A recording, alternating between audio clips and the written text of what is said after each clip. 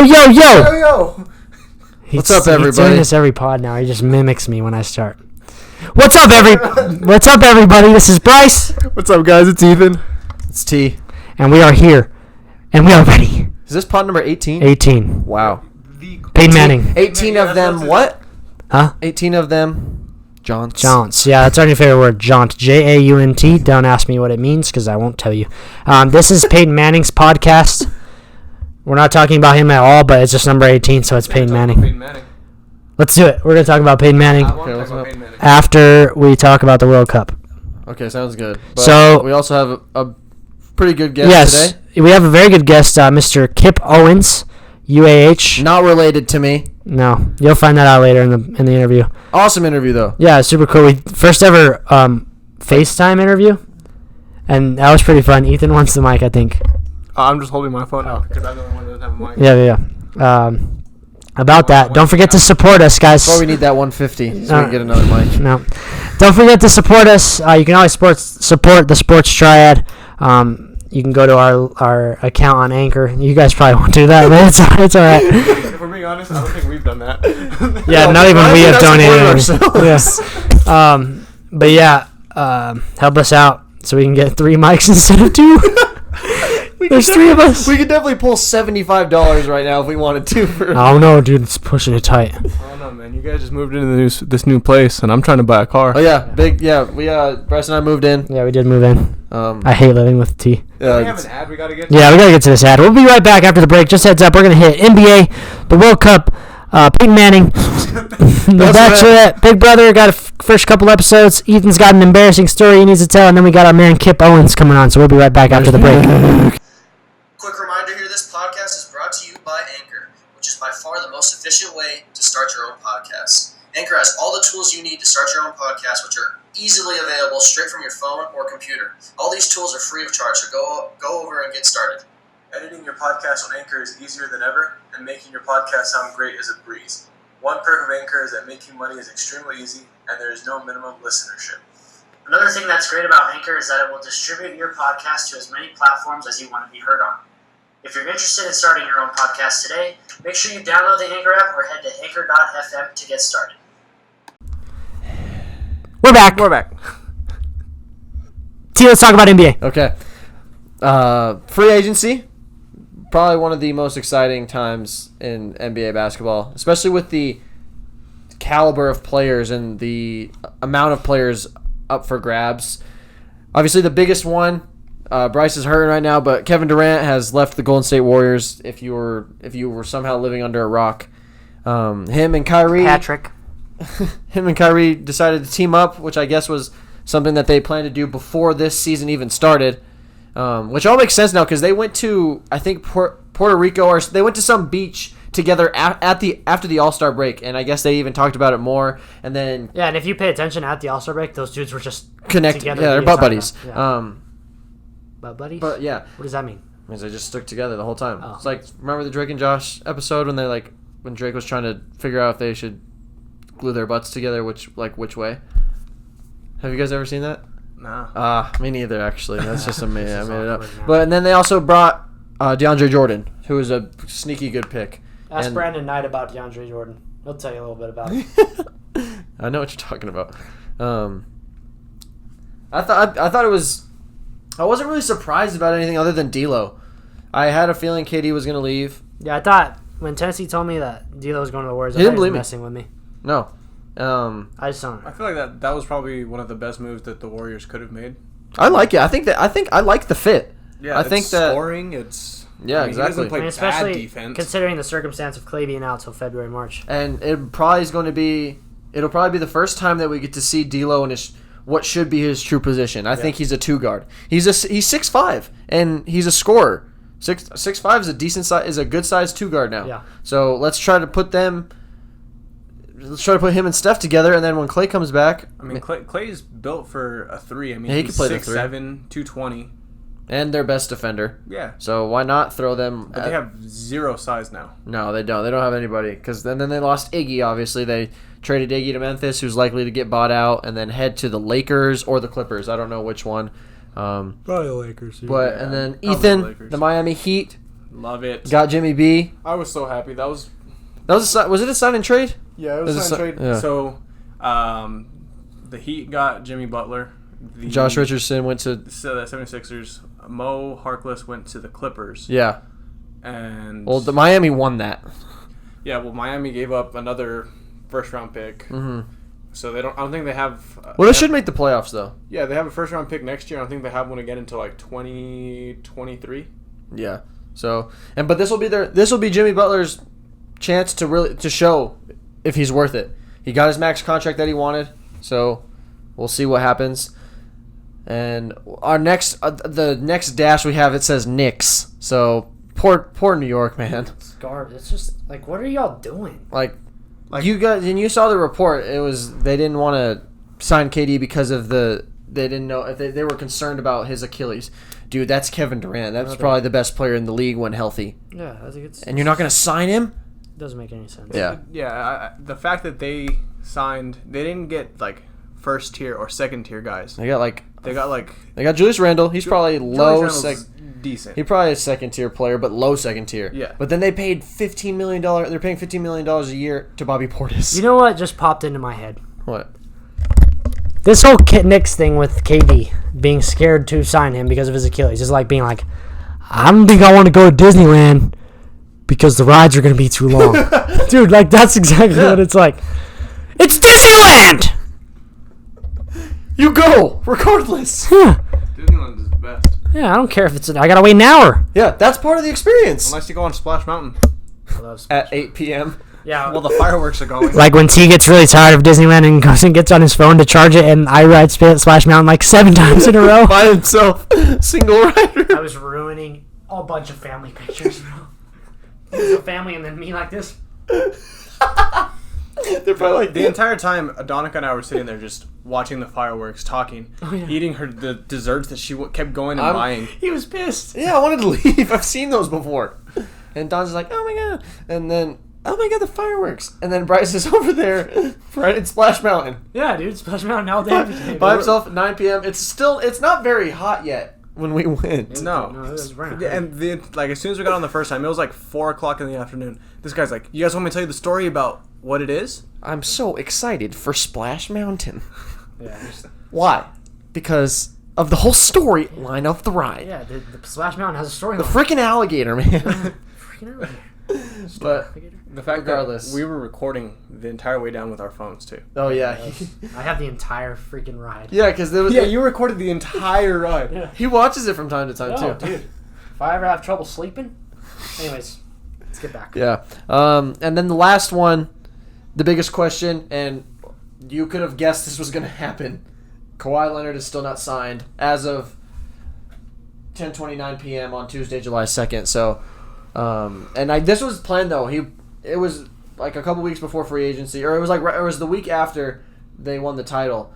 He said, or it was reported that he wouldn't be meeting with anybody until the 2nd, and he promised the Raptors the last meeting. So I guess he met with the Clippers and the Lakers yesterday, and is supposed to meet with them. I think he met with the Raptors last night, so I guess his decision should be coming soon. What I don't understand is Magic Johnson steps down, gets Yeah, out, Bryce and I talked about that gets too. out, and now he's basically leading the recruitment for Kawhi. I just feel like that's weird. It's so weird. Like, it's like, think about it this way: college coach is recruiting you, Yeah. and he's like, "Oh yeah," he's like, "So I don't coach here anymore. I hated this entire organization. Yeah.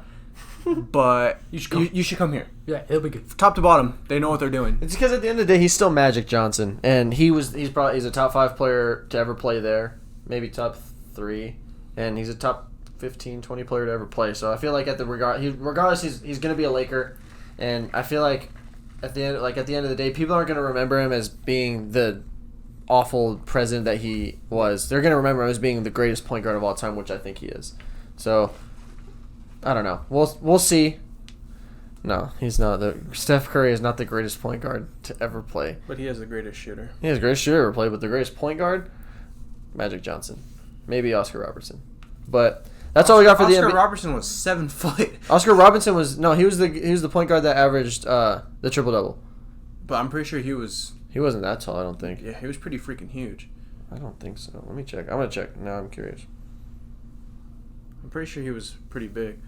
I don't know. The fact that on the first day of free agency, they threw $3 billion worth of money at those athletes. Yeah,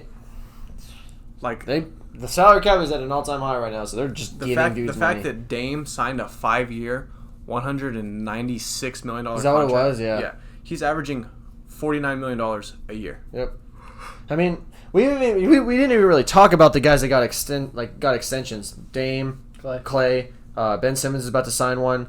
Tobias Harris, he didn't get extended, but he signed. The fact that he's getting almost as much money as KD is massive. Ridiculous. That contract? Yes. Yeah, 5-year, 170. Tobias Harris is good, but he's not KD money good. No, he's not. But he's making the same amount as Jimmy Butler. He's making more than Jimmy Butler. No, he's not.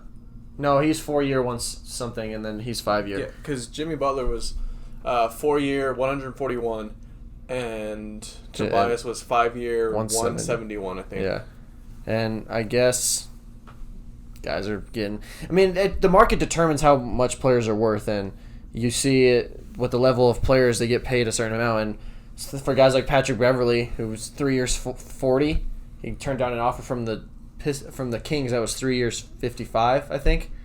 That's Patrick Beverley. Seth Curry signed a 4-year, $32 million contract. Oh yeah, he's probably. I think he's worth a little bit more than that. Yeah, too. I would have said he's worth more than $8 million. And Enes Kanter.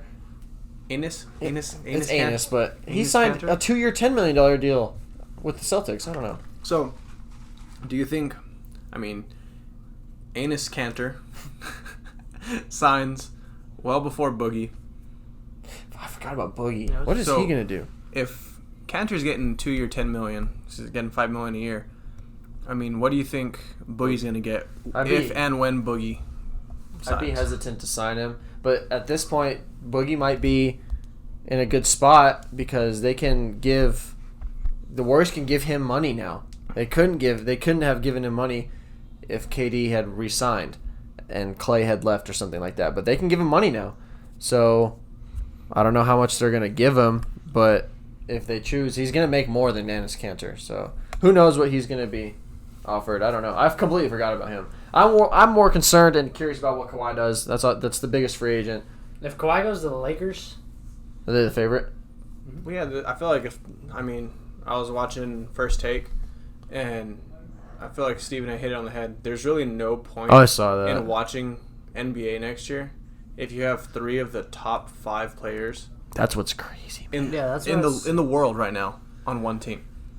I mean, it goes healthy. It goes KD, LeBron, Kawhi, Giannis, then Anthony Davis. Yeah. That's what I feel like. That's exactly what it is. And then Steph's right there. And then you look at, Anthony Davis was on pace to have a career year last year. Yeah. Before they shut him down. And he still averaged 26 and 12. Yeah. Kawhi almost. Had he not had minutes restriction, I'm pretty sure he probably would have had a career. He didn't have. I think he averaged the most points ever in his career. He averaged the most points he's ever averaged. But he could have done even more. But it's just crazy that LeBron's LeBron. He's going to be in his prime for the next 6 years. yeah, he'll be the best until he retires. Yeah, but then Kawhi's in his prime. Kawhi's only like 26 too. AD's in his prime. These guys are it's just crazy. Yeah, it's a good time for NBA basketball. yeah. Watch some summer league, guys. That's a How'd fun. Josh play tonight? 0 for 10, but he had 10 assists. Okay. So, Josh, if you're listening to this, we're always rooting for you. I have his Lakers jacket. Oh, you do? Oh, yeah. So, His last name. Oh, I forgot about these. what is the joke?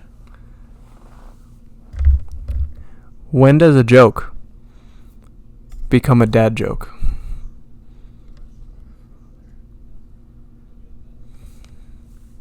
I don't know. Does a joke become a dad joke? I don't know. When it becomes apparent. Oh my God. That's a good one. No, but we're all big fans of you, Josh. 15-7. 15-7. Jet. It's not Maggette. It's not Maggette. And he's not related to Corey Maggette. It's not spaghetti. Corey Maggette is black. It's Josh not Maggette. Bugatti. It's not what you call it. It's not Bugatti. It's Maggette. And he's not a teammate, but he's the best player to ever play at UH, where Kip Owens went our guest. So watch some summer league. It's a lot of good rookies out there. So and it's also cool to watch these guys try to play for a spot on an NBA roster. And so yeah, that's all we got for the NBA. Let's talk about USA. USA. Okay, so Megan Rapinoe does not play, but it don't matter. We got the Alex dub. Morgan, Alex Morgan, the love of my life. prettiest girl in the Love of tournament. your life.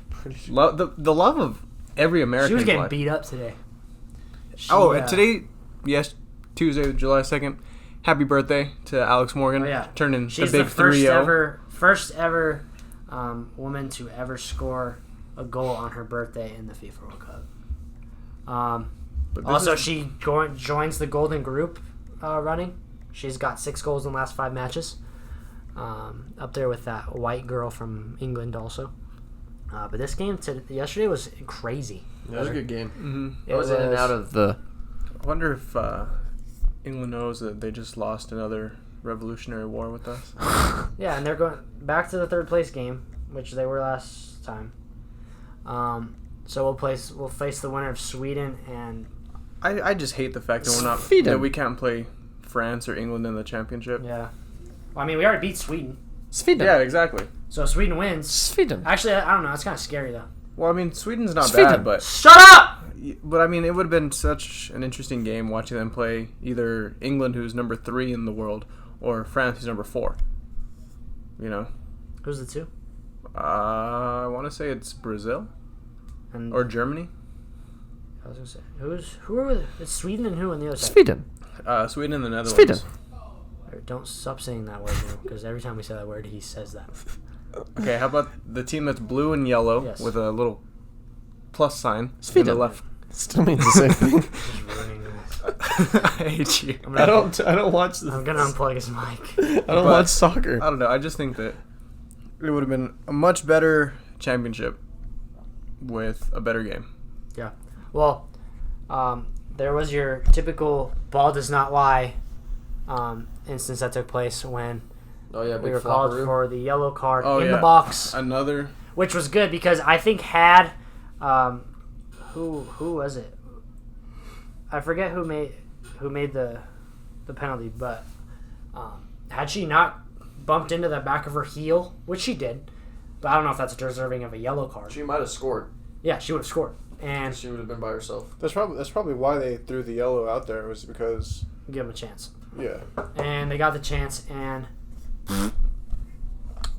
It didn't happen. no, it didn't, and got the double hue. That was the first goal saved for the first PK the women had ever saved for the U.S. And it was outside of a penalty shootout. Yeah. So that's pretty crazy. That is crazy. And that was like with 6 minutes left. Yeah. So that was happened in like the the 84th biggest. That was the minute. biggest save of her life. Yeah. Yeah, seriously. But it's pretty cool. 3 straight World Cup finals. Oh yeah, I thought it was the whole Rapinoe instance was kind of weird to me. Ended up being. Do you think she's really hurt? She seemed to be maybe. walking fine. Yeah. But then again, She said she tweaked I mean, something. hamstrings. Hamstring, yeah. Hamstrings. I mean, But it's also you weird to can me that they walk. kept that quiet. but they didn't want it to be just say her hamstring's She's tight. not playing. yeah. I mean, I feel like Like they said, yeah, she's not starting. So that gives you the thing, oh, she'll play. She'll come in like Carly Lloyd did. But I don't know. They said that she should be good. I hope so. I mean, I'm sure that they saw something. They knew that they had a really good chance of winning. So, I mean, she's played almost every minute of every. What surprised me was like they knew for sure she wasn't going to play because she wasn't even wearing a uniform. She just was wearing the shorts. It wasn't and one of then those the things top. where like, hey, if we're tied with 15 minutes, put her in. It was she was on the sideline just chilling. Hamstrings are that thing though. Like you can walk with a hamstring injury. Like if your hamstring's tight, you walk just fine. But Trust the me, brother. minute you explode, that thing pops and you. You tore your hamstring in the shower, correct, Bryce? Yes. What were you doing in the shower that made you tear your hamstring? Stepping out, I slipped and it popped. We don't need to get into that. Yeah, it was just fun though. I just wanted to throw that out there. Thanks. Is that all we have for the World Cup? Yeah, so they play Sunday. The winner of Sweden. Sweden. Come on, dude. I'm pretty sure it's Sweden and the Netherlands. Sweden. Yeah, you're right. It's definitely the Netherlands. And who? So, Sweden. Tune into that game. Netherlands is always good. They're Who else is good in that game? Netherlands. all right. The winner of that game plays the U.S. So it'll be interesting. They played them Wednesday or Thursday. Sunday. No, Oh, they played them all yeah. Today. today. So before we move on to the Bachelorette, we had a They Got Next segment where Ethan got absolutely slaughtered. He claims it wasn't fair, but It totally was here's not the thing. fair. No, before you talk. At the beginning of the show, we established who our favorites were. I established Pia Pilot from the get-go. Tennessee jumped on the Tyler bandwagon like 1 or 2 episodes in. Yeah, I've been Ethan was on the Luke. He was never on the Garrett bandwagon ever. So you should have known that was coming. That I was going to take Peter. He was going to take Tyler. You should have stuck with Luke P. Who would you have picked besides Garrett? Maybe Connor. Well, that would have worked out real good too. Because guess where he is? At home now. Tell your embarrassing story. So Ethan lost the They Got Next segment. So here's Ethan's embarrassing story. First off, I want to talk about Peyton Manning because it's our 18th episode. Peyton Manning is the second greatest quarterback of all time. So, with that being said, get into my embarrassing story about the time that I told the guys on our way back from Las Vegas that it takes about 82 minutes to drive an hour. Dude, what was going through your mind? Okay, so for some reason I was sitting there thinking, there's 5,280 feet in a mile. So I wanted to see how far away we were from getting to Phoenix or Tucson, one of the two. And I was doing the math on my phone, and I had divided 5,280 by 60.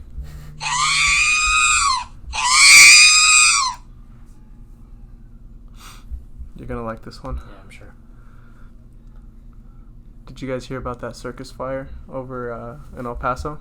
No, burned down. You didn't hear about the circus fire in El Paso? How do you hear a fire? You didn't hear about it? No. It was intense. God, I hate you. That's going to be loud for those viewers listening to headsets, all those claps. Finish the story, or is it already done? No. So we're driving back, and I'm doing this, and Matthew. I'm sitting there, and Tennessee and Zane are in the back seat, or Tennessee and Austin are in the back seat, and I'm sitting there with Zane in the front. And Zane and I just look at each other, and we're going back and forth for like 15, 20 minutes about this. And I have everyone convinced that it takes 82 minutes to drive. Everyone convinced? I had everyone. Not me, brother. Okay, Tennessee was just sitting in the back just with his mouth shut, looking out the window. He was thinking about yeah. it. I had everyone convinced in the vehicle, Zane and Austin, that it takes 82 minutes To drive 1 hour at 80 miles an hour. Yeah, to drive 60 miles, going 75 miles an hour. Dude, the math. Where's math? And dude, I sat there and like I argued with them, like I was not going down at you all. did. I It was argued. like a 30 or 45 minute argument. I argued, and Zane was like, "Okay, you're right. And then a few minutes later, he's like, "If you're going 60 miles an hour, how long is it going to take you to drive 60 miles?" 1 hour. And I was like, I did the math on my phone. I was like, 73 minutes. And no one was like, and then Austin goes, "Where are you getting that from?" Because it was like, and then he goes, "If you were driving 60 miles an hour, how long will it take you to drive 60 miles?" And everyone was like, 1 hour, because it's 60 miles per hour. Next hour, all I heard was, if you are driving 90 miles an hour and you're going 60 miles, how long is it going to take you? 30 minutes. Math problems every 5 minutes. And that is where good mathy originated from. If you ever hear anyone say "good mathy," that's where that's from. Oh, man. That's a classic. Good mathy. I like that one. But Yep. I can argue with the best of them even when I'm dead wrong. Yep. So, now As Ethan alluded to, before we could talk Bachelorette, this is our 18th podcast. Me and Ethan are very big Colts fans. What are you guys gonna talk about? Peyton Manning, the GOAT. I don't think you get a much better guy than that. Yeah, he's got it all. He's got a great personality. One of the best quarterbacks of all time. Chicken parm, you taste so good. Nothing beats Which quarterback played at the University of Tennessee? Peyton Manning. Who won 2 Super Bowls? Peyton Manning. Who is the all-time passing leader? Peyton Manning. I thought it was Drew Brees. Who was the all-time passing Peyton Manning. leader? Forgot to read passing this year. No, but Peyton Manning did bring a lot of joy into my life. Heck yeah. When He definitely had a good run. When we Who was born March 24th, 1976? Peyton Manning. Who was born in New Orleans, Louisiana? Yes, Peyton Manning. Whose entire name is Peyton Williams Manning? Peyton Manning. Who is married Y'all got to about Ashley 3 more of these Thompson before I move Manning? on. Peyton Manning. Who has 14 Pro Bowl appearances? Peyton Manning. Who has just as many Super Bowls as him and his a little brother? Not Dak Prescott. All right. Who has 539 touchdowns in their career? Peyton Manning. But who brought joy into our lives as children? Peyton freaking Manning. Yep. All right, there you go. There's Peyton Manning. All right, we're gonna Podcast talk about number the Bachelorette. 18. Peyton Manning. Let's keep this one short and sweet Peyton because Manning would have won the Bachelorette. Peyton Manning would have won the Bachelorette. Probably Manning would would've. have won the Bachelorette and the Bachelor in the same year. Explain that. Gay and straight. No. Bisexual. No, it still works. It still works both ways, bro. He would have been the Bachelor and also have won. You just seemed really. He had to have been a dude with all those girls on the Bachelor, and somehow would have won. He would have won if he was gay. Yeah, even if There he were was girls gay. on the show, he still would have won. Even if he was gay. You're saying he would have won it regardless, no matter what the circumstances. All right, there you go. Because Peyton Let's talk Manning. about the Bachelorette, which is actually Peyton Manning. okay. Let's keep this brief because we all know what went down. I don't think he watched it. You definitely didn't watch it. Anyways, Luke P is still. Because when I told him that Connor left, he was like, Yeah, I haven't seen it yet. All I know is that Luke Peckerhead is still there. Luke Yeah, Peckerhead's gone. Garrett's gone. Mike's gone. Luke Peckerhead is not gone.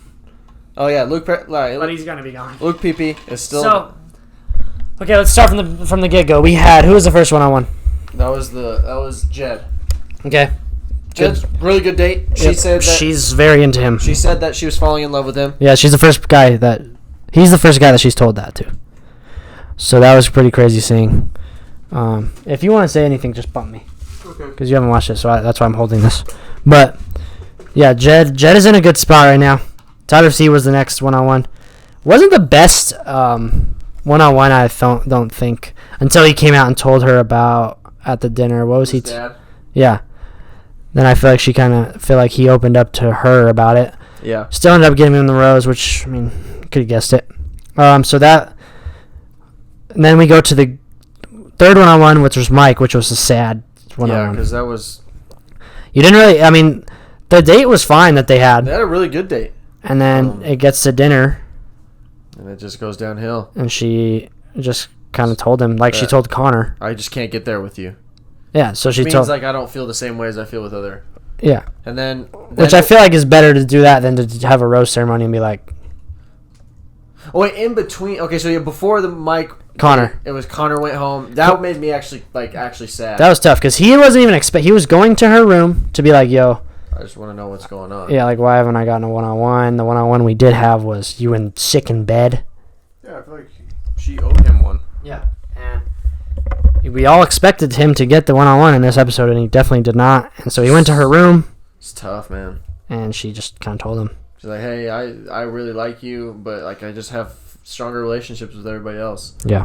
Um, Which, I mean, you got to respect Hannah for doing that. and I like the honesty she's had all year too. Yeah. And I like how every guy that got sent home 2 nights ago handled it. They told her they all told her thank you. Like Yeah, nobody handles it like Luke P handles it. Luke P should be gone. look, Luke P should have been gone 3 episodes in. If and when- after America realized he was an a-hole.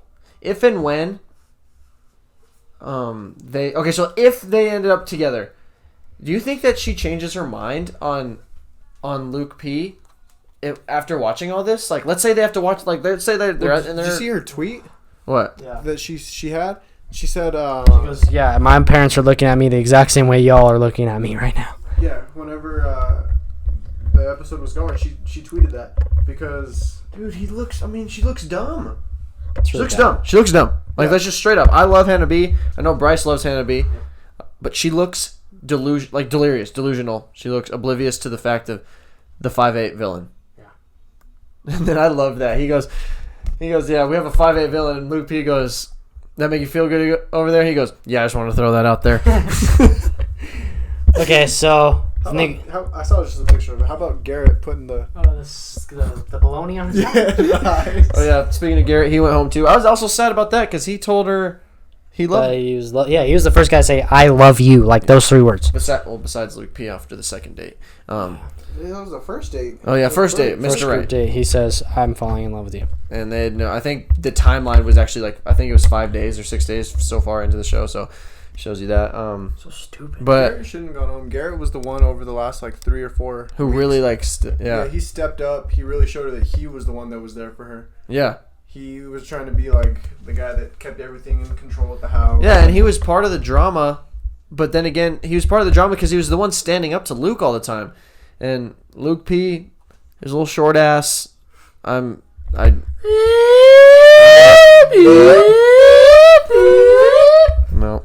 I think that he You should like to cuss, don't you? product of your own environment, brother. What does that mean? I don't cuss. Yeah, I've never said a cuss word Let's in my life. 21 years and 9 months on this earth, and I've never cussed. Interesting. Much better than me. Very much better. Very much better person than I am. But basically, I hope Luke. Well, I think the show showed next episode. Yeah, bro. Like, of for Luke what? P, of Luke P asking about sex and not being happy that she's had sex with other dudes on the show, Hannah gets mad. and Hannah gets mad. Like, Sends him home. Flips him off as he's driving away. Oh, Yeah, dude. Like, and then that's rad, dude. and obviously, I'm pretty sure that he's the one that comes back with the ring. Roses, Yeah, and then. Who else? I mean, who else would it be? It's definitely not. Connor. It's not. Connor, you give me my one-on-one. You know who it is? It's Cam. Yeah, or it's Scott. Scott, I yo, hope sorry, bro. I hope on everything that it's Scott. Yeah, Just hey, comes in. we're actually done now. Yeah, we broke up. Today's Monday. But Can I try? We broke up on Thursday, so it's a couple days extra. Yeah, dude, it's like. But yeah, well, that's the Bachelorette. We'll obviously have another one to talk about next week. So there's that. I think that Tyler C and Peter the Pilot are the 2. Tyler C is gonna win. I hope you don't know that and just ruin the rest of the show. Oh, I have no idea, but I just feel like he's going to. Yeah. I don't So there's that. Now our first ever segment on Big Brother. Big Brother. Previously on Big Brother. And I don't know. Last week someone got into the hat. I don't like that. So We've had technically 3 episodes, but we watched 2. watched 2. No, we watched 3. Tuesday, Wednesday, and Sunday. Okay, yeah, 3 episodes deep. So 4. There's 4 so far though. So far, the one guy I liked already went home. Yeah, me too. I liked David. Yeah. Is that his name? Yeah, David. Oh. Or Dave. I don't remember. It's David or Dave. I mean, it's the same thing. But I don't know. Like I haven't gotten attached to anybody yet. Neither have I. Let's see. So, HOH is what's her name? Christy. Christy, yeah. Christy wins HOH. She hasn't put anyone up, right? Oh yeah, she has. She put up Cliff, which I like. And The old man Cliff. Cliff, and what was the other girl's name? Christina. No, I Christina. think no. Christy's the one that won And HOH. she nominated. I thought her name was Christina. They're both Christinas. No, she's Christy, and then she nominated Christina. No. Remember, I was like, I think it starts with a D, and it wasn't even close. Wasn't it like a V or something? Valerie. Maybe. Valkyrie. I don't know. It's really like this early in the show. It's really hard. There's not a whole lot stirring. The Yeah. Big Brother type of show that develops later in the series. It's not like the Bachelorette where the first episode there's stuff to talk. There's something to talk about. Yeah. So Alliances are still getting formed. So yeah. So I mean, let's talk about the first ever banishment. Oh yeah. The who do they call him? Well, his name's Jackson, but they call him Michi or something. Mickey. Yeah, because that's his last name. So he won. No, they all campaigned to be camp director, and he won the camp director role. Banished people. Banished 4? Banished 4. One person goes home, and it was the person that we both liked. Yeah, they had to do a competition where they're stuck in the dark and they have to find their way out. And our favorite guy off the bat. But Julie Chen did say, "You're out of the Big Brother house for now." Yeah, so He'll have a chance to come back I in. wonder what the people that don't know what we're talking about are thinking. Yeah, they're probably Please watch Big Brother. they're probably skipping this part. Yeah, please watch Big Brother because it's very good. Yeah. So then the veto comp probably took place last night, which we have yet to watch. Which we Tonight will be the first eviction. Correct? No, tomorrow. Oh, yeah, It's gonna be tonight. Yeah. So yeah, tune into that. I don't even know who. I just hope it's not Cliff. I really want Cliff to hang on. I couldn't imagine them voting Cliff out though. Like, for what? Keep the old man who's not. He's a floater. Yeah, floater, and he's not gonna win anything unless it's his dad. Did you just fart? Ethan, Ethan just farted. we're in a hot box right now. Yeah. Like that's what you just created. Ugh. I'm turning on the fan. You're gross. Okay, what do we have next? That's it. Oh no, we have to. Okay, so we have our Kavika Johnson interview winner announcer. Ethan, I'll let you do the honors. So we have a nice raffle of a UTEP minor football T-shirt and possibly some shorts. And we did a random selection as usual. And I love this guy. the winner for this week is our guy, Jonah Gallegos. Love that guy. An avid Disney fan. Just like I think he's an avid Sports Triad fan too. yeah. Oh, yeah. he's a big supporter, listens to every single one. which is Yeah, awesome. which is- we yeah. appreciate you, bro. Love Jonah. not Jonah's very just many a people. great guy, and I'm pretty sure he's about to be the next head coach of 8th grade football at the Lynn Middle School. Yeah, I hope he gets that. Yeah, me too. That's my guy. So Brady's head coach right there. Yeah, so Jonah Gallegos, congrats, my guy. I've known Jonah for a while now. He was kind of my mentor when I first started being a receiver, playing receiver at Centennial, because he was like the best receiver we had. But yeah, Jonah, we'll get with you if you're listening still. We should probably just be telling you this personally, but I'm gonna tell you over the pod. We'll get in touch. Yeah, we'll get in touch with you, and we'll get you linked up with some UTEP gear. I know that's probably tough because you're an Aggie guy. So am I. Wear it with Wear it with pride or hate. or hate. Yeah, or if you just you want to burn it, that's cool too. Yeah, it's your shirt or shorts. Or both. Shorts. My shorts. But Gym shorts. That's all we got, right? is there anything left on No, this? that's all we got for the pod section. Go watch Spider-Man: Far From Home. Oh yeah, that's where Ethan was today. Yeah. Also, Iron Man's dead. Yeah, Iron Man's dead. If y'all don't Also, know. Black Panther. How was that movie this weekend, T? It's really fun. Had a lot of fun doing that. Nice. Yeah, really fun movie. Okay, so we're gonna jump into this dope. Oh, the re-release? You didn't go to the re-release? Oh, he did. No, he did go. Wow. Nice, man. I'm surprised you went. He's It's finished. really good. I like it. What did you think about the Hulk scene at the end? I thought it was. I thought it kind of tied the whole movie in together. Like it gave a couple extra scenes and more ending to the whole film. being so broad about this. To be honest with you, Hulk's not my favorite. I'm more of a Groot guy, so I am Groot. But also, yeah, go out there and see your friendly neighborhood Spider-Man movie. All right, yeah, later's puke. Okay, so we're getting into our interview here with Kip Owens, I didn't go see it. All right. former UAH basketball player. This is a pretty cool. This is a pretty cool interview here. Hey, look, he left his mic, so you and me can both have a mic now. So for those of you that don't know, that T always takes one mic and me and Ethan have to share, but now we have you guys both. get to listen to us. Yeah, so let's. We're gonna rant on and on right now Yeah. about how much we enjoy doing this podcast for you guys. We really do, and we're looking into getting some merch. Yeah, some T-shirts are coming soon. I already finalized the designs. Now I just gotta order them and get them printed. Yeah, so if we can, I mean, if you guys reach out to us, if you guys want us to do that, we're gonna definitely do it. Yeah, you guys let us know. You guys message me. You message Bryce. We should do like a don't mess- yes/no thing. Don't message T. Yeah, don't message T. Yeah, don't message T because T's a bad guy. Yeah, Takes he's a reminder. bad. But yeah, if you want a T-shirt, just DM us. I'm thinking we do a thing on Twitter, like a poll, like, should we make T-shirts? Yes. Yeah. we'll do that. We'll make a poll. You want T-shirts? Let us know. You want them? Send us your size.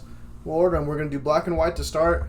Just do some nice short sleeve ones. Pretty simple. It's going to be pretty sweet. It's going to probably start out $20, $25. Yeah. So here's our interview with Kip Owens of UAH. This was our first ever FaceTime interview, which was a pretty cool experience. T's back. Yeah, T's back, so I guess I have to give him... I had to go see Endgame. It was really good. Hulk scene, top notch. Yep. But here's our interview with Kip Owens. Let us speak.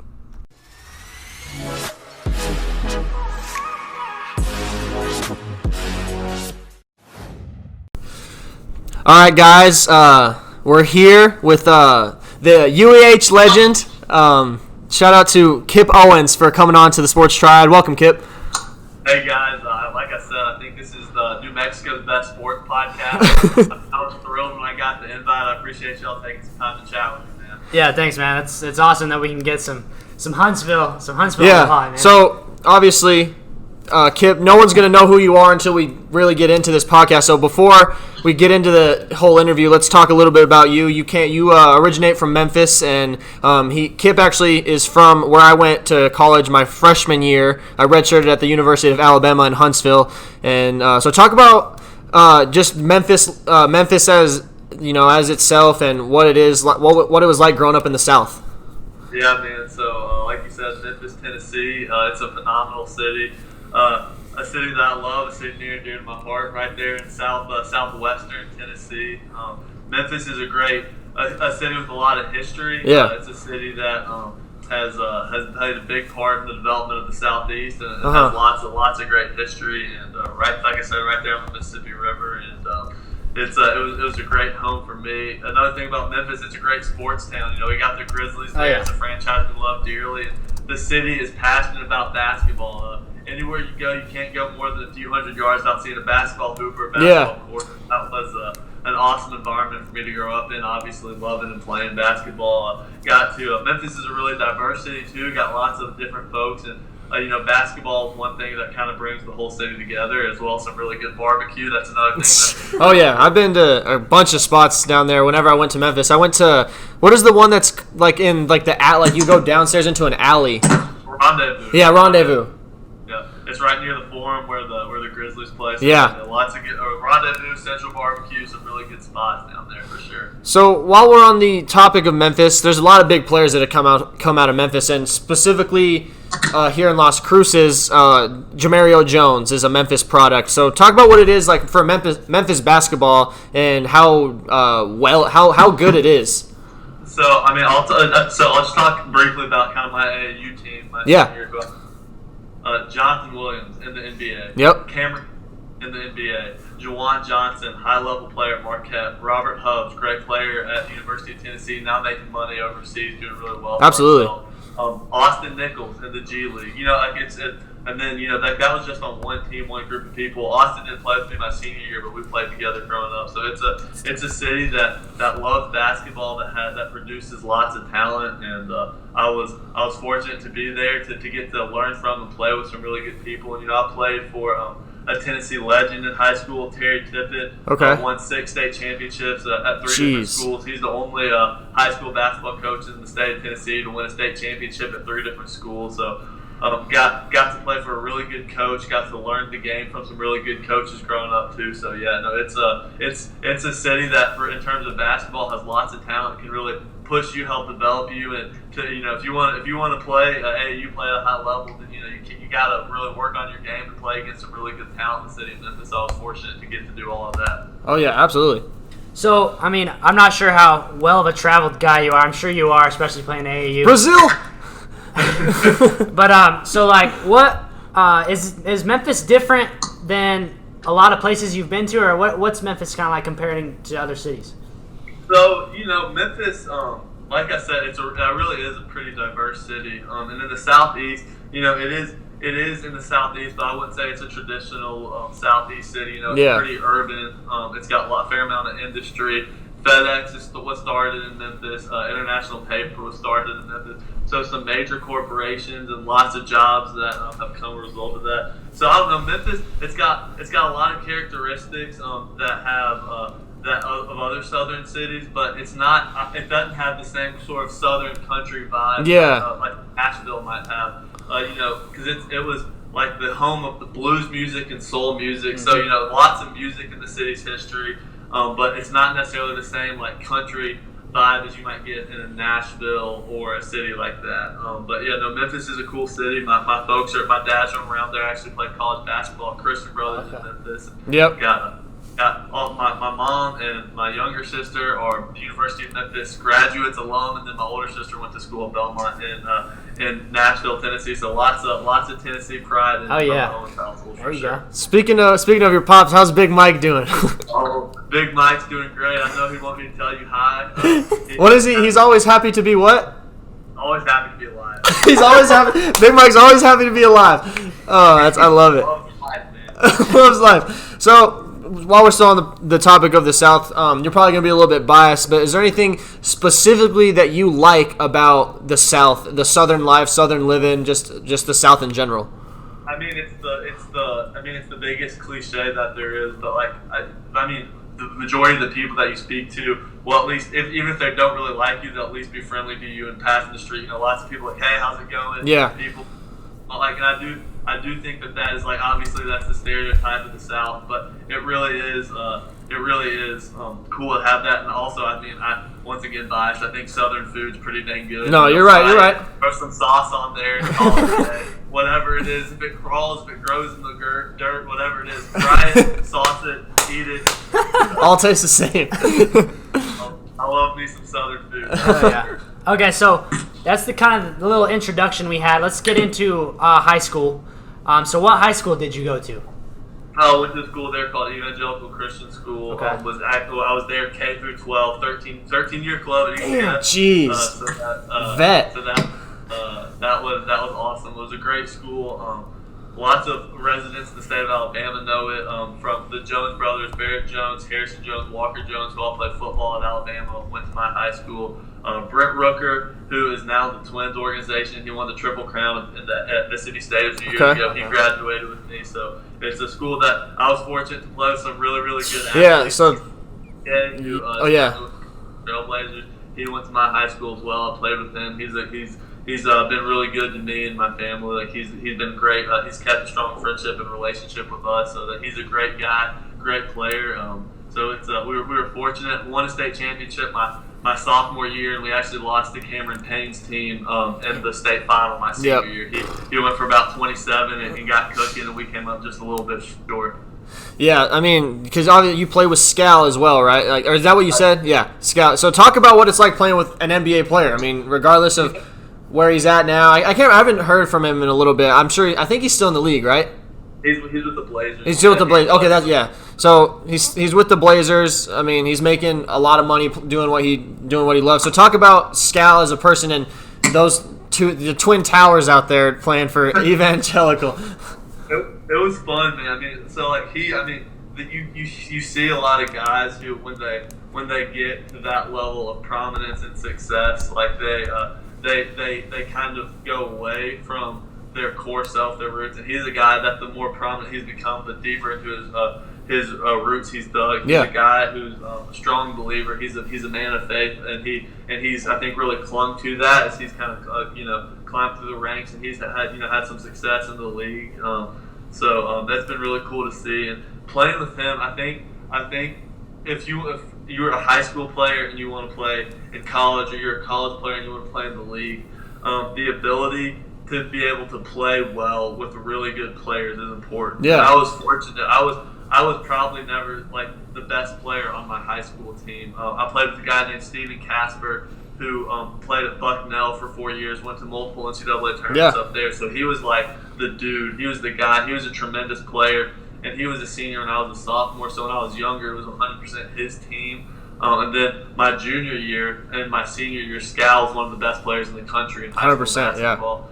So and so getting to learn how to be effective without being the guy taking 20 shots a game is something I think I carried with me, and I think it helped me at the next level, because you do get some guys who have tremendous high school careers they average 35, 40 a game. Yeah. But that their skill set won't necessarily translate to them being able to do that in college. So I do think that was one thing, getting to play with really good athletes, really good players, helped me along the way, like learn how to play with other good players. And I think, elements of that, like the team basketball that we had at Huntsville, I do think the foundation for being able to go into that was laid by playing with good players in high school. Absolutely. So now that we got through high school, let's talk about college a little bit. Let me give all the fans and listeners a little bit of a background of what UAH is. So UAH is known as being just a Division II powerhouse.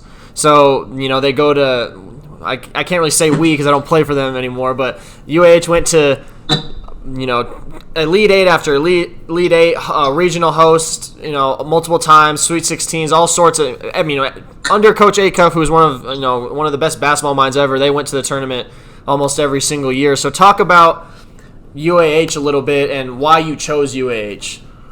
So, like you said, the thing that jumps off the page at you is, Lenny Acuff, one of the best basketball. Anyone you talk to in kind of the coaching fraternity, coach, like, you want X's and O's, Lenny Acuff. You want to know offense, Lenny Acuff. Yeah. You want to know Acuff. And so, he had that reputation. And then also, so when they were recruiting me, there's a guy named Josh Majette, who I know some listeners will be very familiar with. Oh, yeah. Who had just graduated from there. And so when Josh was there, they went to consecutive Elite 8s, hosted consecutive regionals. And then the following year, they went back to the Sweet 16. So my sophomore, junior, senior year of high school, they won the GSC regular season championship 3 times, hosted the regional twice, went to 3 Sweet 16s, 2 Elite 8s, and won a GSC tournament championship. So the success surrounding the program was definitely, obviously, something that was attractive. And that's something I would say to people who are kind of on that bubble, high D2, low D1. The opportunity to go compete for national championships was something that was really attractive to me, as opposed to taking a D1 opportunity where I might get to play in one NCAA tournament, might get to go on one run. So that was really attractive to me. But more so than every bit of that I was drawn from the moment I stepped foot on campus to the people that they have in that program. And it starts with Lenny. He's the best coach, one of the best coaches that I've ever spoken with, been around. Yeah. And as good as he's a better human being. And I think that's the type of person you want to play for, you want to surround yourself with for 4 or 5 years. And I think, I would hope that you would say the same thing. He brings in the same type of players who are really good players, really skilled players, really know the game, but are better human beings. So I was on my visit, those type of guys, I was like, man, this is who I want to surround myself with for the 100%. next 4 or 5 years. And it really is cool. Chase got married a couple weeks ago. Yep, and shout out Chase. 30 former Charger basketball players, and it kind of can almost give you chills to think about how cool it is. It's a huge family. What'd you say? It's a huge family. Oh, and that's exactly what it is. That is. That's what drew me to UAH. The people, the culture, what the program stands for. That's what was super attractive to me, and that I think that's what makes it special when you win, when you do it the right way, and when you, more importantly, do it with really good human beings. Yeah. So I guess that's kind of why I chose Huntsville. 100%. So now we'll get into the whole college career. You were going to be the second/third player to ever play as a true freshman under Lenny Acuff behind Josh Majette, right? Something around there.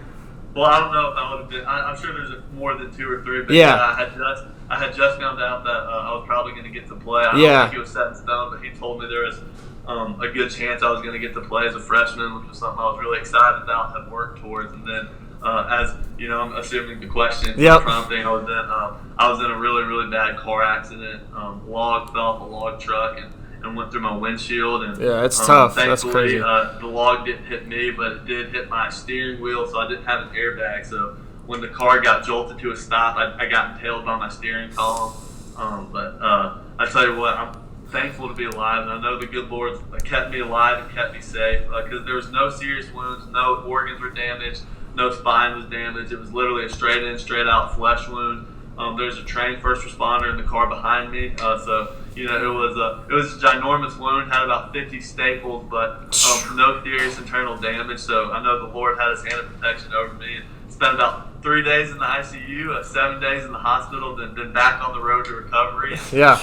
like I said, fortunately, the great people who attracted me to UAH stood by my side and kind of helped me navigate what was a really difficult time. Obviously physically, but mentally and emotionally too. Yeah, absolutely. I mean, it's a tough thing to come back from. It's traumatizing. So, like, to be able to come back and have the career that you had is pretty crazy. So, UAH is known for winning. So let's talk about, is it your redshirt freshman year that was the struggle year? So my redshirt year was the year I actually got hurt. Was the year that was not the best year. Yeah. Yeah. So we'll watch that year. Let's talk about your freshman through the years that you played, the 4 years that you got to play. Talk about just the team's success and what you thought of the whole experience.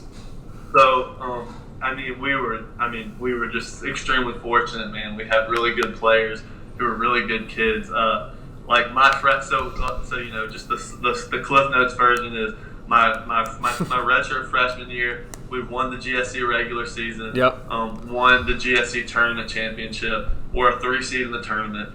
We ended up getting upset in the first round. My sophomore season, we were outright GSC regular season champions. Lost in the GSC tournament semifinals, but that was the first year I was playing. We were named the number 1 seed in the NCAA tournament. Got to host a regional, made it to a Sweet 16. Yep. And then my junior year, we won the GSC tournament championship. Yep. We were we got the number 1 seed in the NCAA tournament. Got to host a regional, made it back to the Sweet 16. I'll tell you what, those were 3 teams that were a whole lot of fun to be a part of. 100%, yeah. What'd you say? I said that's 100%. Like, those teams were some of the. I remember Josh, whenever he was with the Defenders with my dad, he was always, when I was out there, he would always be asking about the scores of the games if they were playing and you guys were playing. And I would look whenever I was being recruited by you guys, I was like, oh my god, they're starting number 4 in the country. And then I was like, what am I getting myself into? It was like, it was crazy. It was crazy. Yeah, no, and I was fortunate. We had some good players. You know what I mean? Greg Gardner. Second all-time in assists at UAH behind Josh Majette, who played in the NBA. Greg, great guy, great leader, great player. Steve Webster, obviously, got to work out with the Lakers out of the D2 school. Was able to play overseas. Brandon Roberts played professionally. Troy Saxton was a great point guard, great leader. Preston Herring was a really bouncy senior. And Justin and Chase and Mike and all those guys. And yep. We just had so many guys who were really good players and great kids. I tell you what, my freshman year was a journey. We were a lot of finding ourselves. We had a whole lot of youth. Troy as a freshman, started Steve as a freshman, but we just kind of clicked and found, me, Justin, Chase were all freshmen. And we just kind of continued to grow. We figured it out a little bit that year, and then really had a lot of the same pieces in place for my sophomore and junior season. And like I said, we just got to do some really cool things, win some big games, and it was a heck of a journey. Cool. So we'll talk about your senior year, because that's when I kind of jumped on the UAH bandwagon because of this guy. So, and I remember him telling me, he's like, yeah, we're playing Bama. And I was like, you're playing Bama? Like, Alabama? And he was like, yeah. So, and I remember that game was on like ESPN U or 2 or something. It was on ESPN somehow. And I remember I watched that game, and you guys almost pulled it out. And that was like my first taste of UAH. And he gives me a bunch of gear, so I wear UAH stuff every day. He wears it more than I do. Yeah. So talk about what it was like playing against, because obviously it's Division II. What's it like when you finally get to play these D1 schools, especially like Alabama? So we played Tennessee in an exhibition my sophomore year and went toe to toe with them. Yeah. Rick Barnes, he's a heck of a coach, heck of a guy, and we were fortunate, went toe to toe, and then Bama the same thing. I don't know if you watch that game. Jay Ward, Justin Ward, kind of got kicked the bucket. Kind of, yeah. He scored. What did he score? The first 21 or something like that. Yeah. Like it was our team plan. Get the ball to that guy. He's looking cross half court, find Justin. It was unreal. He was kind of like a combination of Michael Jordan, I think that's a fair compliment. Oh, 100%. You might not be giving him enough credit for the performance that he put on for about 7 minutes. No, it was unbelievable. And then, Sam Orff, who Tennessee's really close with, he's just a dog and a competitor. and he played well and competed. And I mean, we had our older guys, obviously Tanner and Chase played well. So I mean, when you talk to most people about what's the difference in D3 and D2, and what's the difference in D2 and D1, most people will tell you the skill level for the really good players is not that different. Like a skilled point guard in D3 is probably just about as skilled as a skilled point guard in D1. Yeah. The difference is that skilled point guard in D3 is probably 5'8", 5'9", Yep. where you could be 4. So I would say the biggest difference in Division II and Division I is the physicality. Because I was 6'9", played at about 215. I was a center and a pretty tall, pretty good sized center for the GSC. But when you're playing against, I mean, the guys that Bama had, that they're a little bit taller, a little bit meatier, and so I would say that's the largest difference. I think when you make gaps, it's not the skill level, because I think the good teams at every level, they can all dribble, pass, and shoot like at a really high level. The difference is the size of the human beings that are doing it. I think that's what it boils down to a little bit in games like that. But if you execute well and stick to your game, like we were fortunate to play in a really, really close game with them. So yeah, it was a whole lot of fun. And that's the thing with playing these D2 school or these D1 schools as a Division II. If you play well, you don't get another one of these games because they're like, I'm not doing this again. Like, remember Barry? I think Barry beat Auburn the night before, the night after we played, and they're like, we're never doing this again. What's the point of doing this? Like, we're gonna give this school $50,000, $100,000 to go get beat, at our home floor. So it's harder and harder, especially at UAH, to get those games because especially with Josh, who did they take to like double overtime? Was that they had me beat, and Josh graduated in 2012. It wasn't until 2017 we got another game. Yeah, that was it. So they're like, okay, he's gone. So let's try this again. But okay, let's talk about your senior year. That was the year that I was in Huntsville for, and it was a huge year for me. I grew up a lot, kind of figured out who I was a lot more than I thought I was going to. But for you, I'm going to gas you up a little bit. Averaged 12 points a game, 5 rebounds, 4 assists. Led the team in rebounds, assists, free throw percentage, blocks, second or third in minutes. And what's crazy is at 6'9", you were a 50-40-90 guy, which is something that is unheard of at any level, regardless of what position. So talk about the year. It was an up and down year, but I don't know. I had a lot of fun, even though I didn't play because I was a redshirt. But talk about that year. I mean, that was a fun year in a lot of ways, and a tough year in a lot of ways too. And as you alluded to, my redshirt year was a tough year too in terms of what our record looked like, and our record wasn't that much different in my redshirt year and in my redshirt senior year. But I would say the difference was that my redshirt year, just due to some of the people who, the way some of the things played out, it felt a lot different. There was guys who I don't think that team stayed the course quite as well as we did my senior year. And my senior year, we had some streaks where we played really, really well as a team. We had some huge wins. Got to experience some really cool things, but we also faced some adversity. Lost some heartbreaking games.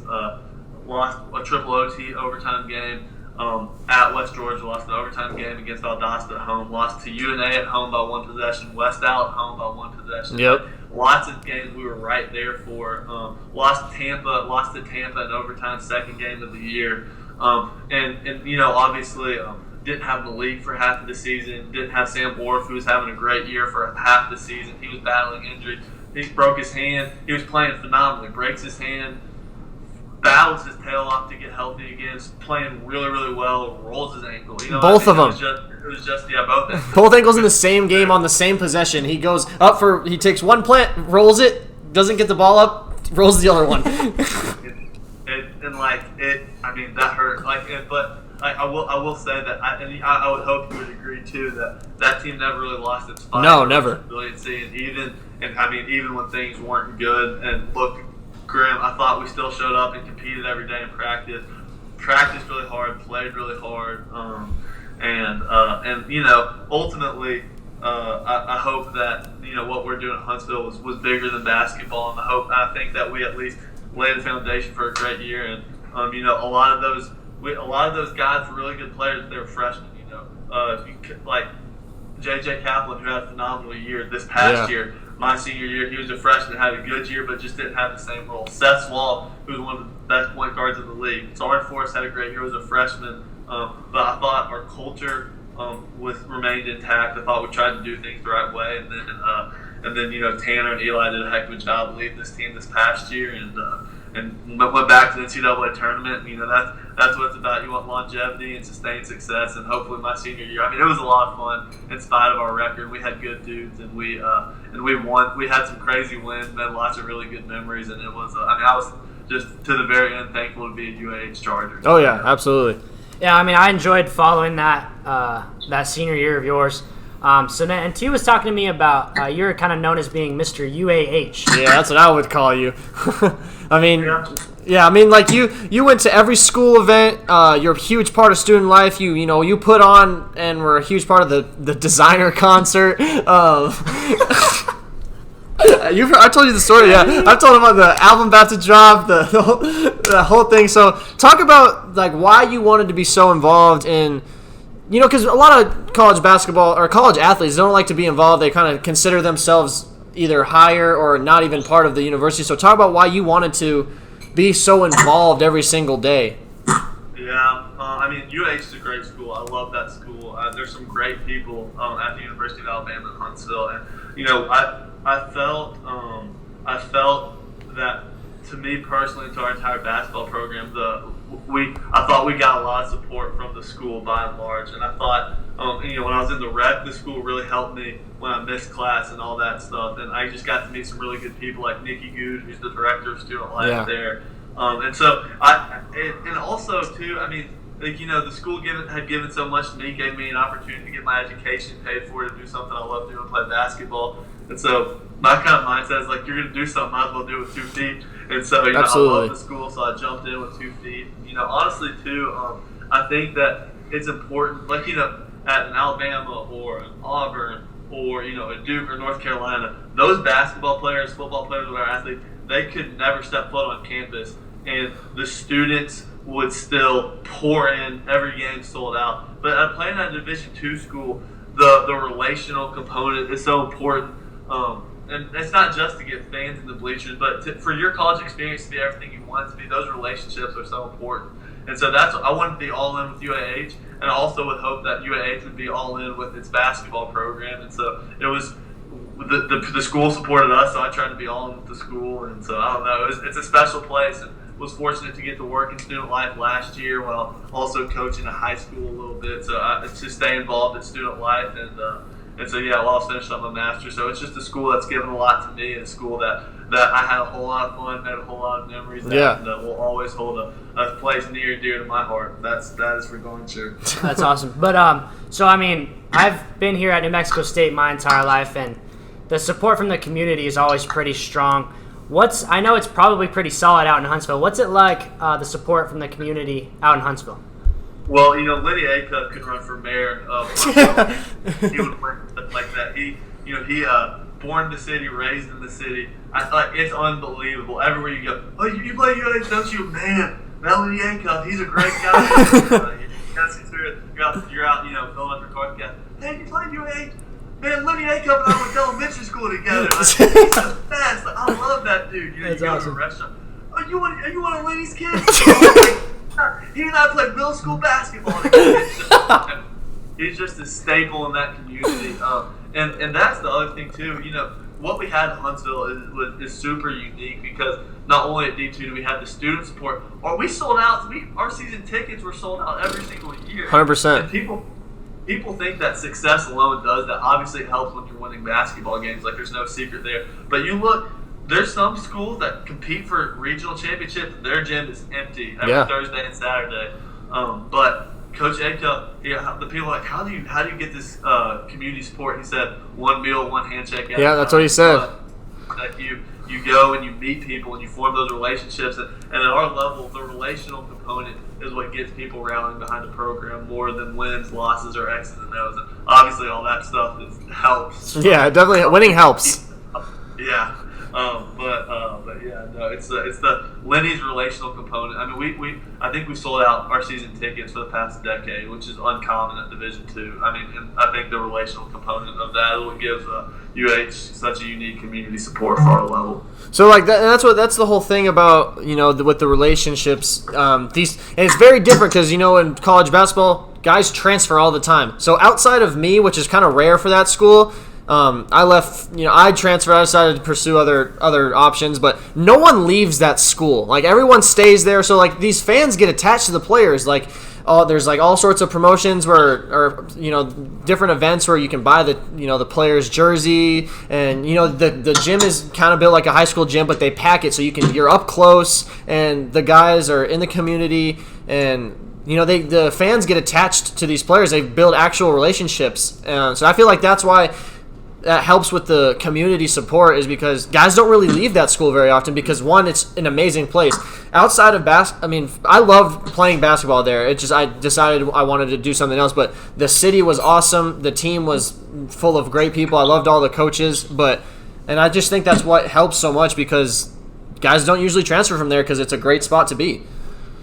No, absolutely. I mean, like you said, and obviously your situation was unique, but 95% of the people that he brings into the program that Coach Aker brought in are there for 4 or 5 years. Yep.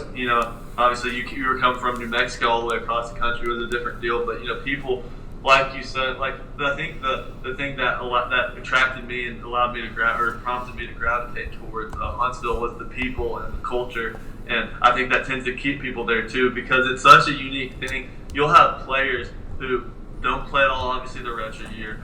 Won't play at all as a sophomore, or as a redshirt freshman, a redshirt sophomore, play a little bit as a junior, and then all of a sudden they're basically all league players as a senior. And I think the buy-in, the work while you wait mentality that Coach Aker instilled there, and then also the people who were bought in with the program and bought in with being a part of it, regardless of if they played 40 minutes a game or 2 minutes a game, I think is kind of what you were just talking about. Like, because it's something.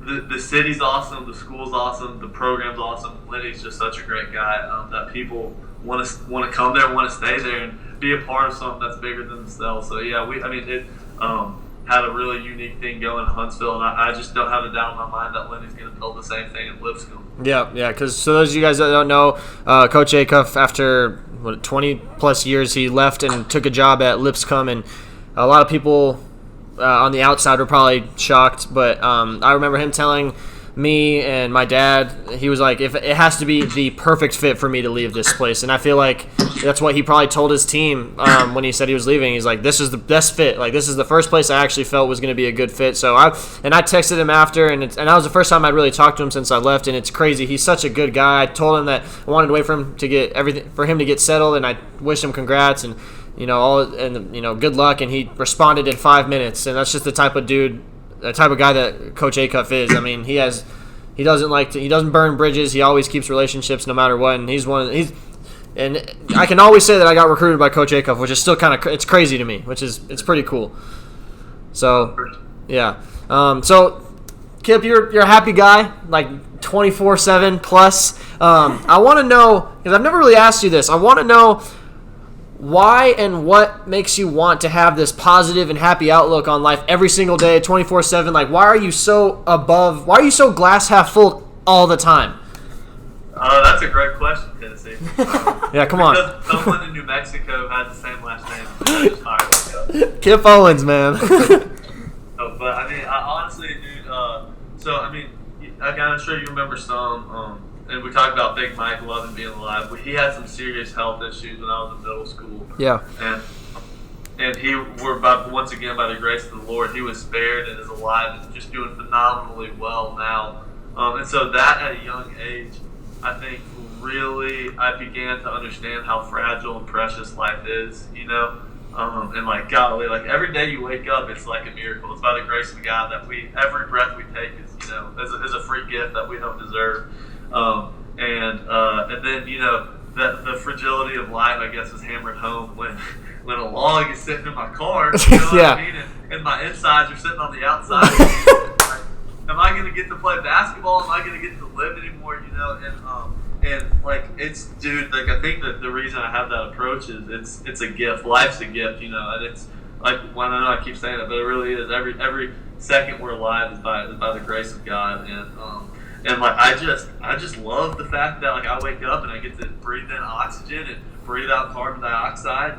It's just fun to be alive, and I tried to play basketball that way too, because I for some reason, you're younger, you think, oh, like, man, I'm such a gift to my team, I'm such a gift to the game of basketball.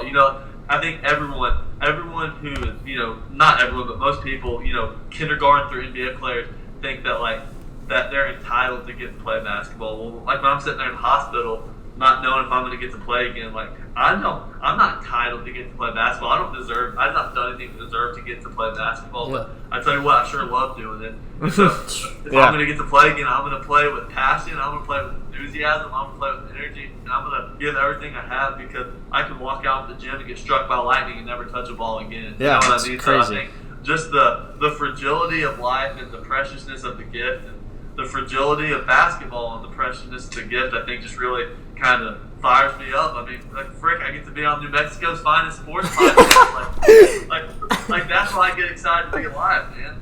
Yeah, it's crazy. I mean, and he would never say this about himself, but Kip was over at our dorm more than any other player. He loved hanging out with us. We played Fortnite probably more hours than we were in the gym. Not really, but we were all awful at Fortnite thinking we were good, and he came over and willingly came over. He wanted to come over like all the time. It's just crazy. Like, for those you guys don't know Kip at all, but Kip's one of the most genuine dudes I've ever met, and he's the type of dude that you want to have in your life in some capacity for the rest of your life, because this is the type of guy that you always want to have in your corner. And it's crazy. Like, you made a huge impact and huge impression on me, Kip, so appreciate you for that.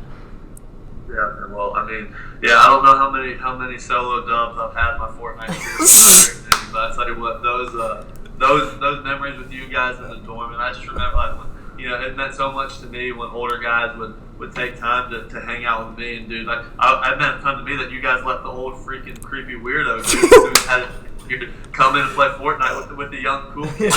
But, like, those memories are special, and I'll always take them with me. And yeah, man, you've meant a lot to me, and like I said 100 times, it's the relationships that I think you and I both know how fortunate we are to have gotten to play at Huntsville, and those relationships last forever. And dude, I'm just excited, thankful our paths have crossed, and thankful once again to be on the Sports Triad.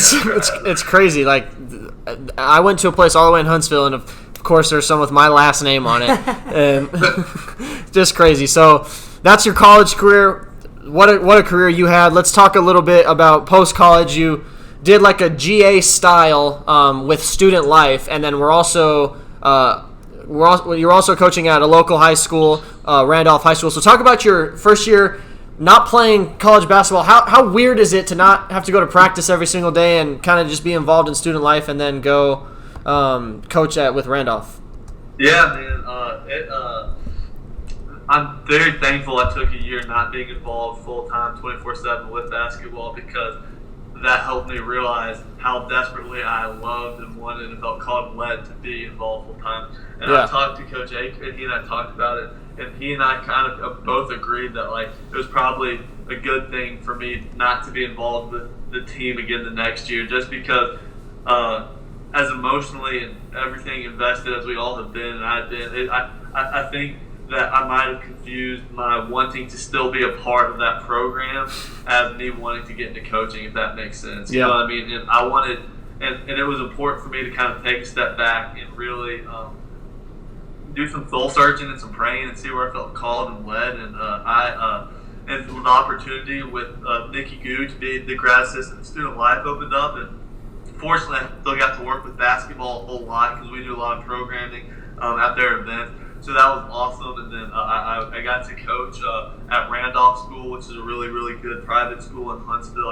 They let me be the head coach of the JV team and help out with the varsity. And the program has been moving in the right direction. We took another step in the right direction the past year at Randolph. And I loved what I did in student life, but when I was standing on that basketball court, getting to be a part of the team, getting to be in that environment, form those relationships, I just knew, like, this is where I think the Lord is calling me. This is where I feel led. And I just felt very confident in that. Talked to my folks and prayed, and then talked to Lenny Ake. I said, Coach, I want to get back into coaching. I want to be involved with basketball. And he, asked me if I, covered all my bases, talked about it and all that stuff, and prayed about it, and spoke to my girlfriend about it and all that stuff. And I had, and he said, well, he would, he's an awesome guy. And like you said, he's always willing to give back. And so he helped me kind of get into contact with a whole bunch of different people. And Spencer Palmer, who's currently one of the assistants at UAH, and who played with me, he was one of the assistants at Flagler before he returned to UAH, and he kind of let me know there was an opening. And Coach Acuff and Coach Warner, who is the head coach here, have a really, really strong relationship. Coach Warner had been at Shorter for a really long time, which is in the same conference as UAH, and he'd experienced a lot of success there. Before they transitioned to Division II, when they were NAI, had like a 30-win season, went to the Final Four, and he's just a great coach and a better guy. And so Coach Acuff kind of helped put me in contact with him along the Spence, and then I came down here for an interview, got back to Huntsville, loaded up my entire apartment, what would fit in my car, and drove to St. Augustine. And I've been here since, just cooling it, working. And just cooling it. It's been a great fit so far. It's a great city, a program that's trending upward, hopefully, and we're just excited to be here. So talk a little bit about Flagler. How long ago did you get this gig? Late May, early June is when it all kind of fell into place. It's golly, like Flagler, gorgeous campus. In between, right St. Augustine, right between Jacksonville and Orlando. Gorgeous school, high academic school. It's you can see the water from campus. You can see the camp. You can be on the beach, toes in the sand, see campus, and it's really neat. Coach Warner's a great coach, and like I said earlier, he inherited a program that had really been struggling the past few years, and he had a lot of work to do in terms of the culture and the direction of the program. And he did it all without cutting players. He kept every single player that he inherited, got them through, and then this upcoming year, it's finally kids who we recruited, who we brought in, who we hope are good players and better people. And this is kind of our first year where it's our guys. So we're both excited and ready to see how it's going to look, because this is our team now. These are guys we've brought in, so we're excited to see what it looks like, and hopefully we'll win a game or two. Hopefully we'll win a game or two. Yeah. Hopefully you guys can do that as well. I'll be pulling for you guys. Hopefully you guys pull a couple wins out of the hat. So that's it for college and post college. We got a couple miscellaneous things that we do after every podcast, like after we get through all the nitty gritty stuff. So let's talk about your favorite sports teams. You're a Memphis guy, so let's hear about your favorite sports teams just across the board. Okay, so if I were to pick a Division I team who I cheered for, like, consistently across every sport, University of Memphis Tigers, American Athletic Conference, #Power6. Top 5, it's the Power 6, the American Athletic 6. Penny Hardaway's back in Memphis. They've got the #1 recruiting class. They're going to be good. We're fired up. Penny was a great player, was a great pro. He's revitalized that program. We're fired up. Memphis football has been really good about the past 6-7 years, which has been fun. So they're fun. That's what I cheer for collegiately. Big Grizzlies fan. Obviously our roster looks a whole lot different, but I remember going to playoff games when it was Conley, Tony Allen, Tayshaun Prince, Zebo, Marcus Sol, and just I grew up watching those teams, and they kind of embodied the spirit of the city: grit, grind, toughness. So I love the Grizzlies. My dad, he loves Charger basketball and Flagler basketball. Like, those are his favorite things. But very closely behind them, St. Louis Cardinals basketball. He said some of his earliest memories were him huddled in his bed late at night listening to radio broadcasts of the St. Louis Cardinals play. And he would just think about this statement. He would sneak the radio into his bedroom to listen to the Cardinals basketball. Oh, dude. Being a Cardinals fan is in my genes, and the Redbirds are, a Memphis, the AAA affiliate of the Cardinals are in Memphis. I pull for the Titans and I pull for the Predators, but I don't keep up with the NFL and NHL as much as I do the NBA and the MLB, and then obviously NCAA stuff. I mean, I can't stop thinking about all the stories you told me about Big Mike. I wish you could have met him. He's one of the. All I gotta say is I love Big Mike. It was you. He was telling me, Kip's got a friend, got the same last name, and guess what his first name is? Our home state. And you know what? And he and his dad, they let us stay at their place in New Mexico last summer. So we do thank you again for opening. Yeah, we had Kip down in the LC. Okay, so yeah, we have that on the pot. What was it like coming down to the old Southwest and Las Cruces? I freaking love. I mean, Tennessee. You and I have long text conversations. I know New Mexico almost better than you do. I do love New Mexico. I love that Southwest landscape. The desert's cool. The mountains cool. The fact that I've got a missile range is cool. The Mexican food is good. No, it was awesome. I mean, I'm a sucker for the natural beauty of our wonderfully created world, and Las Cruces, New Mexico has it in spades. Like, I just remember driving around. You see arid desert, the Oregon mountain range, the sunset. I mean, it is just a special place. And got to see your high school too, which was cool. And what La Posta, right? Yeah, La Posta. I took him to La Posta. Yeah. That's a staple for Las Cruces in terms of food and history. So yeah, you got a whole crash course of Las Cruces in the time that you were here. The Billy the Kid history too. Oh yes. Like the kid, it's the big time. Big Mike had to have loved that part. Oh, he did. We the Billy Joel has a song called "Ballad of Billy the Kid," so we're just rolling through New Mexico listening to that. He did, like, golly, man, like that's as American as it gets. That's awesome. So, I mean, we do our last segment. We call it Top 5. So, give us your. What do we want to do? We want to do NBA? How about what do you think?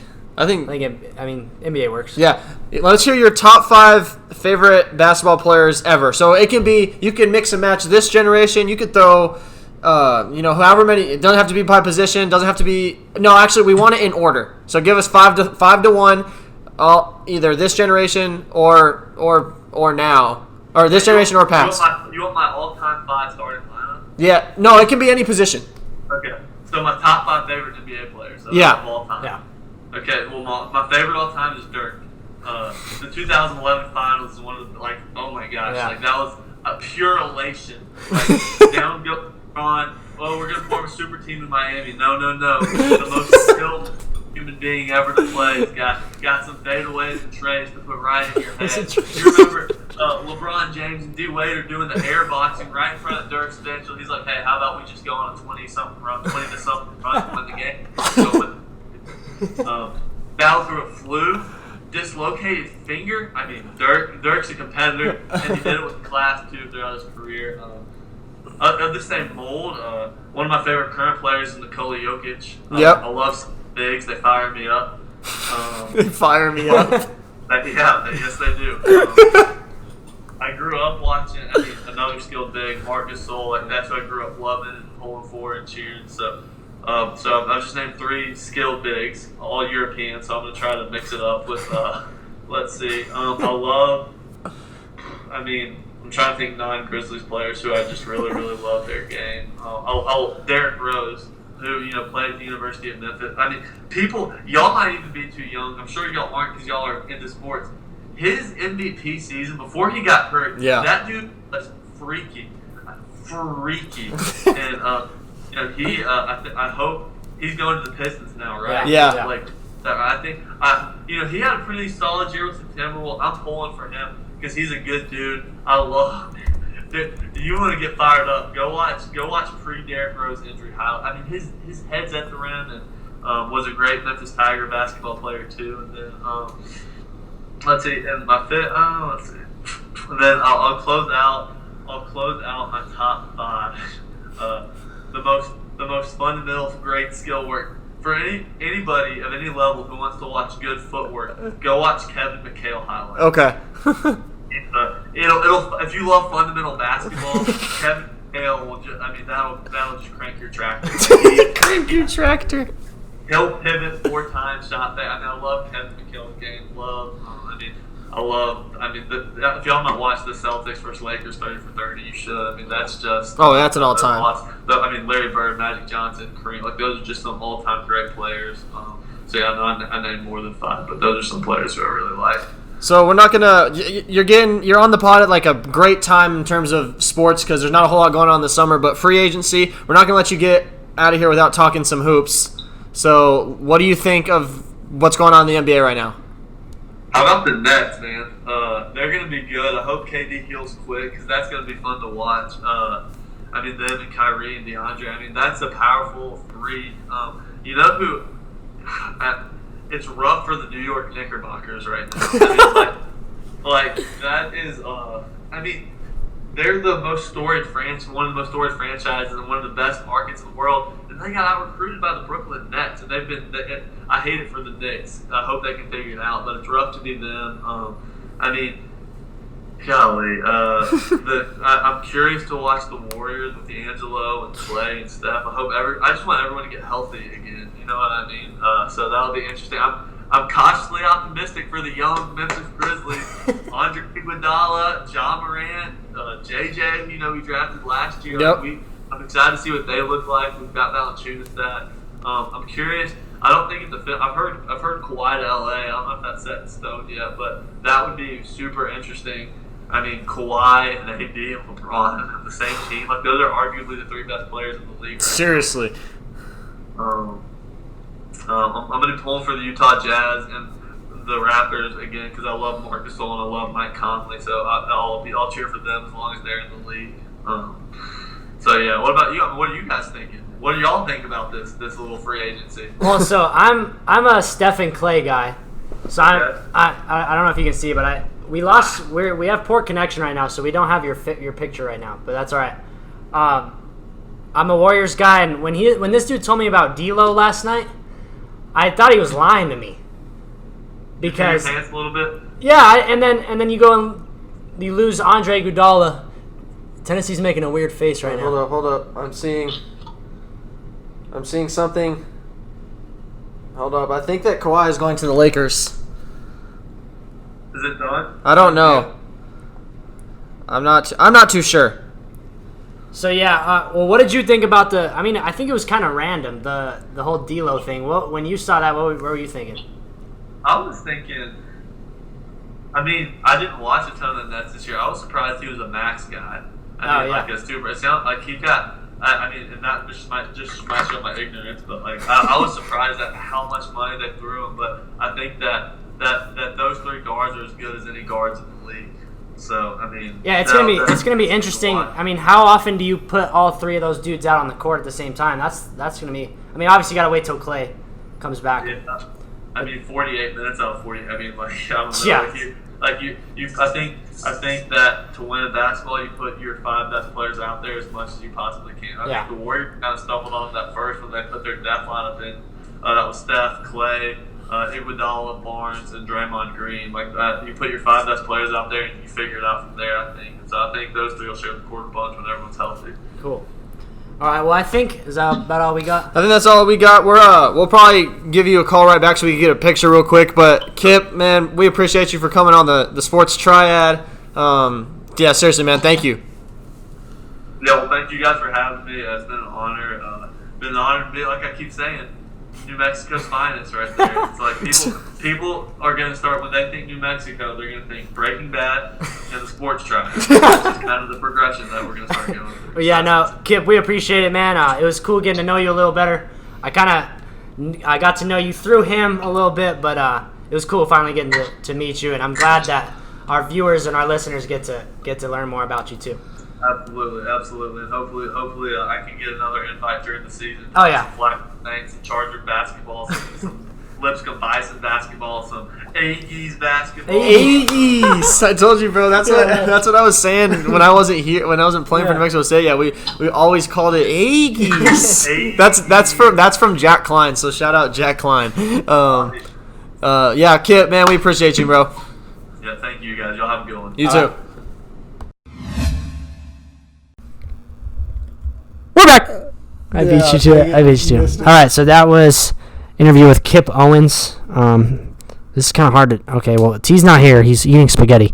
But Ethan wasn't at the interview, unfortunately. But I kind of knew Kip through Tennessee when he went out there, and I knew him on social media. But it was really cool getting to know the guy. Super genuine dude. Pretty funny too. I'm sure if he started his own podcast, he could probably be pretty dang successful with that. He just seems like the type of guy that could do that. His story is crazy. I mean, I read about it a little bit because I've heard Tennessee talk about him, but I didn't really know who he was. I mean, he had a crazy story. I mean, his road to recovery after the car crash. Yeah, that's that car crash thing is. Oh yeah. I mean, the dude's sounds like he's an amazing guy. Yeah. Oh, he's super genuine, and I don't know. He did a lot for me navigating my way through my first year, and super selfless, kind of like always about putting others before himself. So, Kip, if you're listening to this part, we appreciate you for coming on, and I appreciate you for a lot more. Yeah, we do. That was super cool. But yeah, that was just crazy. Just the whole he was impaled. That's so lucky to be able to make it out of that. But I mean, it's cool to be able to. That's kind of stuff you see in movies, whenever they're making a scene where the guy's gonna come save his girlfriend and that happens, or just like a Lifetime movie. Yep. Yeah, so that was a cool interview. But as me and Ethan were alluding to, we're working on merch, Sports Triad merch. Yep. Probably just shirts for now. Just some shirts. We're gonna be working on maybe some stickers. Yeah. You guys want to throw some on your laptops. You want to put some on your cars. Yep. You want to throw them on your little brothers or sisters' foreheads. Yep. But that's why we're saying, if you guys would be willing to support us, there's a link. You can donate as little 99 cents per month all the way up to $9. I'm telling you guys, if you donate $9.99, you will get a world-class, big old hug, top-tier bear hug. Yep. I have pretty long arms, so those things are gonna wrap around you, and it'll feel pretty nice getting a hug from me. Mm-hmm. Just do it, guys. Just do it like Nike. Just do it. Do it. But just do it. So that's all we got for podcast number 18, #Peyton Manning podcast. But yeah, Peyton Manning's the GOAT. Yeah. So you guys know the deal. Go like us on Twitter at our Sports Triad account. Go follow us on Instagram. Show some love. Let us know what you guys think. Send us some requests. Let us know what you guys want to talk about. And keep on keeping on. Have a great 4th. Yeah, have a happy 4th. Also, Stranger Things comes out on Thursday. If you haven't, go watch Vampire Diaries. A few seasons in. I've watched about 3 seasons this week, so it's just random, but dude, I'm on the Vampire Diaries train. Yeah, right I can tell. We out. All right, well, that's it for podcast number 18. Jonah, we'll get you your stuff, man. Just letting you know. Yeah, Jonah, we'll talk to you. We'll see you guys next Wednesday at 10 a.m. This is where we do our outro, where we do our 3 taglines, and then we go into the outro music. So, we out! Bye, buddy. Later's puke.